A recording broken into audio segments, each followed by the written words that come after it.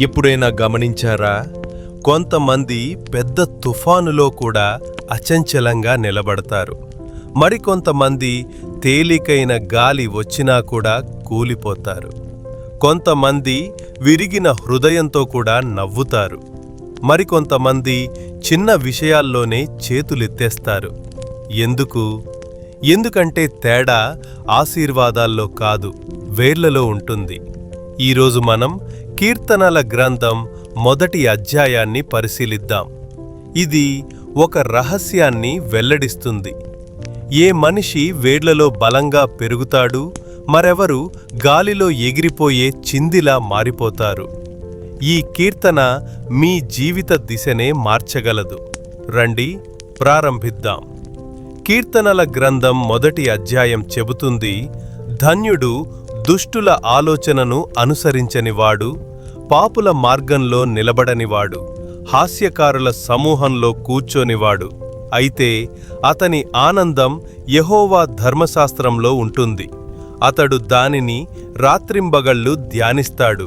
అతడు ప్రవహించే నీటి ప్రవాహాల దగ్గర నాటిన వృక్షం లాంటివాడు. అతడు తన కాలంలో ఫలిస్తాడు. అతని ఆకు ఎండిపోదు.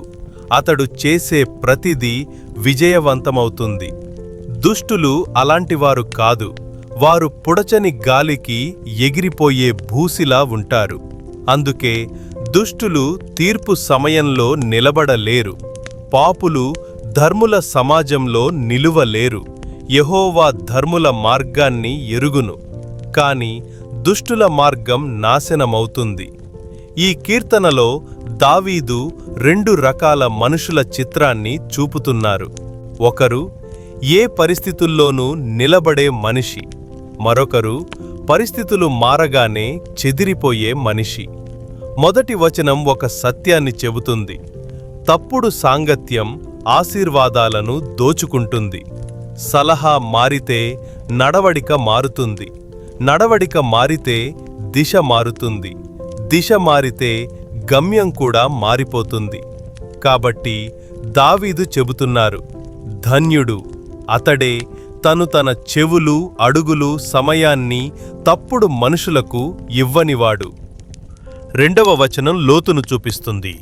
మనుషులు ఆనందం వస్తువుల్లో వెతుకుతారు, కాని నిజమైన ఆనందం వాక్యంలోని ఉంది. వాక్యం మనిషిని బయట నుంచి మాత్రమే కాదు, లోపల నుంచి మారుస్తుంది. వాక్యం మనస్సును స్థిరపరుస్తుంది, ఆత్మను శాంతపరుస్తుంది, మనిషిని బలపరుస్తుంది. మూడవ వచనం ఒక అద్భుతమైన దృశ్యం చూపిస్తుంది. ఒక చెట్టు, కాని సాధారణ చెట్టు కాదు. అది ప్రవహించే నీటి దగ్గర నాటబడింది.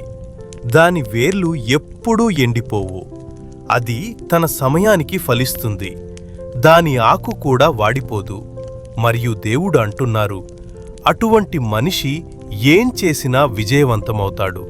గమనించండి, ఈ విజయం అదృష్టం కాదు, ఇది కనెక్షన్ విజయం, వాక్యంతో ఉన్న సంబంధం. ఇప్పుడు దుష్టుల దృశ్యం వినండి. బూసి, చిన్న గాలి వచ్చినా ఎగిరిపోతుంది. ఎందుకంటే బూసికి వేర్లు ఉండవు. బయట మెరుపు మాత్రమే, లోపల ఏదీ లేదు. చివరగా దావీదు చెబుతున్నారు, యెహోవా ధర్ముల మార్గాన్ని ఎరుగును. అయితే ఈ కీర్తన మనకు ఏమి చెబుతుంది? మీ సాంగత్యాన్ని పరిశీలించండి. ఎవరు మీ చెవిలో మాటలు వేస్తున్నారు? ప్రభువా, నీ ప్రవాహాల దగ్గర నాటిన వృక్షంలా నన్ను చెయ్యుము. నా సాంగత్యాన్ని శుద్ధం చెయ్యి. నా నడకను నేరుగా చెయ్యి. నా ఆలోచనలను నీ వాక్యంలో స్థిరపరచు. నా జీవితం నీ మహిమతో ప్రకాశించునుగాక. ఆమేన్. గుర్తుంచుకోండి, విజయం కేవలం కష్టపడి పనిచేయటం వల్ల కాదు, వేర్ల వల్ల వస్తుంది. మరి ఆ వేర్లు దేవుని వాక్యంలోనే లభిస్తాయి.